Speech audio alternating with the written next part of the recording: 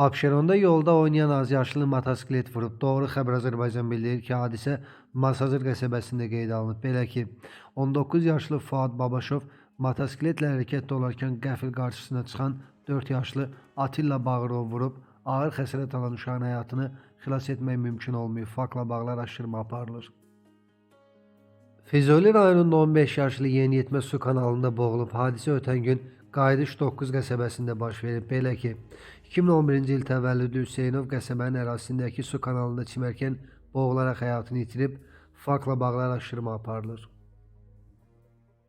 Gəncədə 67 yaşlı qadının meyidi tapılıb. Xalidə Eminbəylinin meyidi Firdovsi küçəsindəki şəxsi evində aşkarlanıb. Hadisə yerinə polis və prokurorluq əməkdaşları cəlb olunub.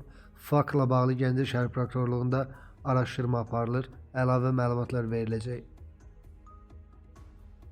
Azərbaycan Dövlət Pedaqoji Universitetinin müəllimi vəfat edib. Bu barədə ADEPU'nun sosial şəbəkə hesabında məlumat yayılıb. Bildirilib ki, məktəbəqədər təhsilin pedaqogikası kafedrasının dosenti Pərişan Məhrəm qızı Həsənova dünyasını dəyişib.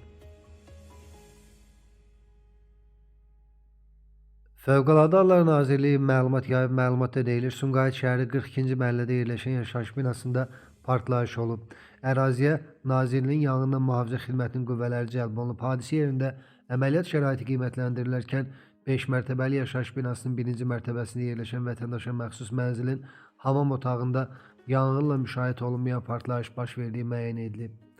Partlayış dalğasının təsirindən ümumi sahəsi 64 kvadrat metr olan 3 otaqlı mənzilin hamam otağının lambirdən ibarət tavanı 6 kvadrat metr sahədə dağılıb və mətbəxin bir ədəd pəncərə şüşəsi sınıb. 2016-cı il təvəllüdlü azyaşlı isə müxtəlif dərəcəli xəsarətlər alıb. Faktla bağlı aidiyyatı qurumlar tərəfindən araşdırma aparılır.